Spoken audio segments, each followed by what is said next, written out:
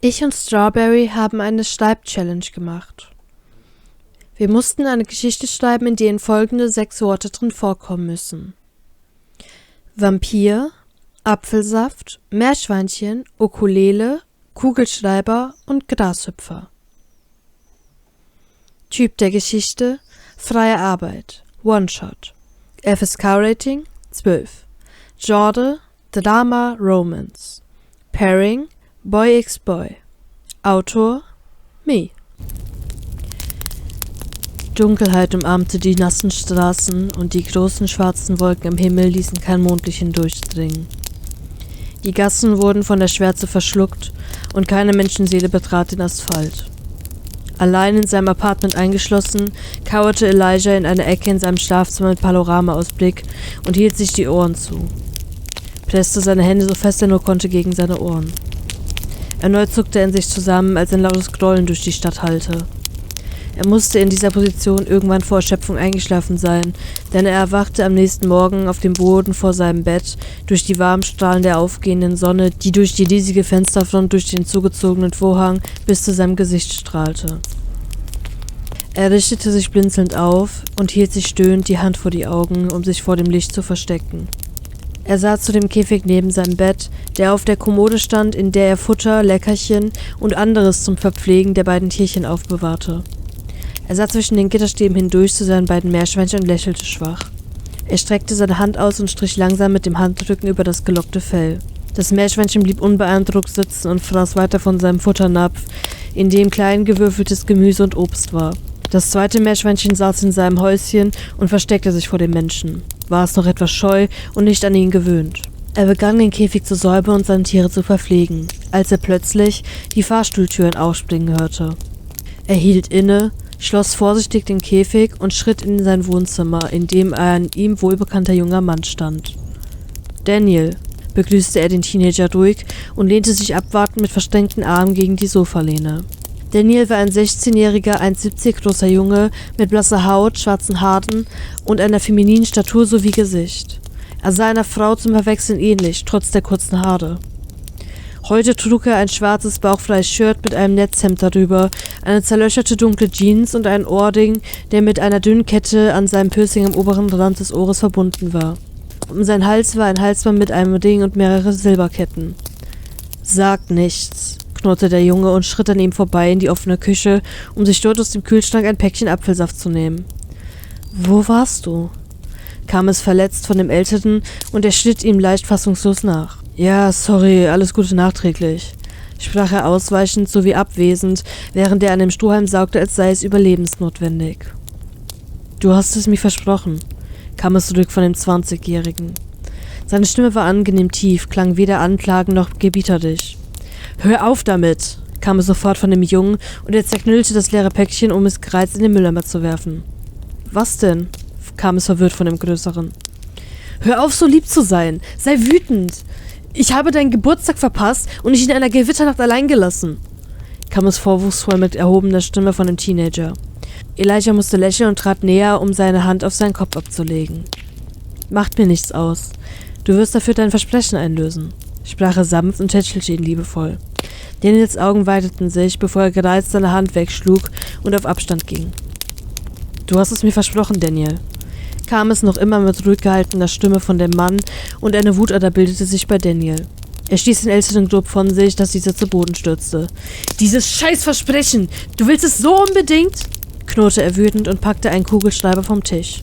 »Schön, bitte sehr«, warf er ihm um die Ohren, als er sich blindlings auf ihn stürzte und ihm mit einer gewaltigen Kraft, die keinem Teenager gehören konnte, den Kugelschreiber in seinen Hals donnerte. Elijah fasste sich reflexartig an den Hals, aus dem das Blut strömte, und in seinem Blick war versteckt unter den Schmerzen Hilflosigkeit und Überraschung zu erkennen. Mit offenem Mund, aus dem kein Ton mehr kommen wollte, starrte er ihn einfach nur an, während seine Hände versuchten, die Blutung zu stoppen.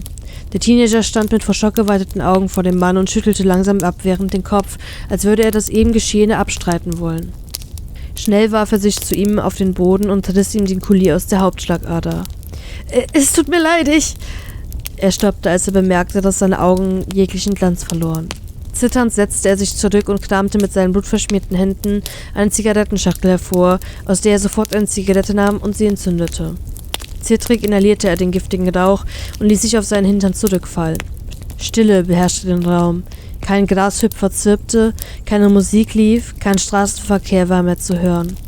Er saß mehrere Stunden einfach da und lauschte der unangenehmen Stille, bis sich Elijah rührte. Fluchend murmelte er etwas vor sich hin und rieb sich den Hals, an dem nichts darauf schließen ließ, dass ihn ein Kugelschreiber durchbohrt hatte. Er knackte mit dem Nacken und richtete sich stöhnend wieder auf. Doch Daniel starrte nur weiter demütig zu Boden und zog an seiner Zigarette. Neben ihm lagen mehrere ausgedrückte Stummel. »Danke«, kam es zurück von dem Älteren und er legte sanft seine Hand auf seinen Schopf.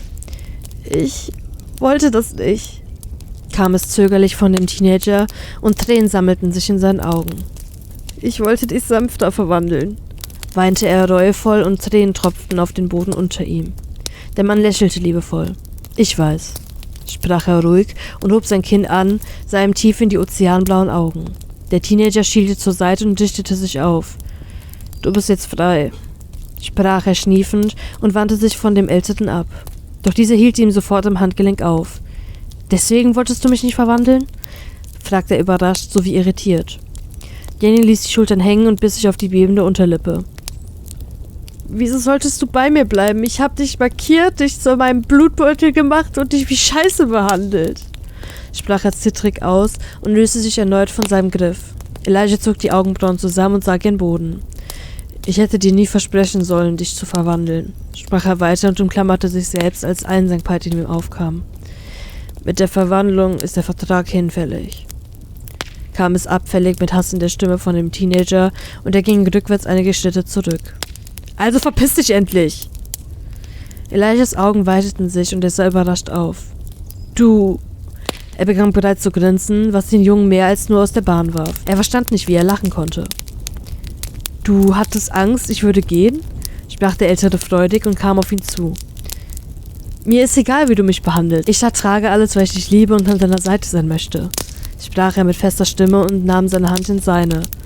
»Aber wie... der Vertrag...« begann der Junge verwirrt und der Mann legte seine Hand auf seinen Kopf, drückte ihn an seine Brust. »Der Vertrag kann keine Gefühle entstehen lassen«, sprach der Mann liebevoll und zog ihn dichter an sich. »Du warst die ganze Zeit schon in mich?« begriff der Junge und begann zu weinen, während er die Umarmung erwiderte. »Aber ich war so scheiße zu dir«, weinte er bitterlich und klammerte sich halssuchend an den Größeren. »Ich weiß, ich mag das«, kicherte der Mann, weswegen Daniel ihn neckig in die Seite stieß. »Du alter Masochist«, murmelte er mit Tränen in den Augen und dem Ansatz eines Lächelns auf den Lippen. »Du oller Sadist«, konterte Elijah. »Jetzt bist du ein Vampir«, stellte der Junge nach einer Weile fest, als sie sich beide beruhigt und etwas ausgesprochen hatten. Elijah nickte grinsend und schlürfte ebenso ein Apfelpäckchen mit seinem noch menschlichen Blut in diesen. Es schmeckte plötzlich wie das Beste auf der ganzen Welt, obwohl er sich nie vorstellen konnte, wirklich Blut zu trinken. »Was willst du mit deiner Unsterblichkeit anfangen?« fragte der Junge und ließ sich auf das Sofa fallen. »Und komm jetzt nicht mit irgendwas Kitschigem wie sonst«, warnte er ihn gereizt. »Ukulele spielen lernen«, kam es stockend von dem Mann und der Junge begann zu lachen. »Ernsthaft?« kicherte er und hielt sich den Bauch. »Nein, außer was Kitschiges ist mir nichts eingefallen«, grinste er und küsste ihn sanft.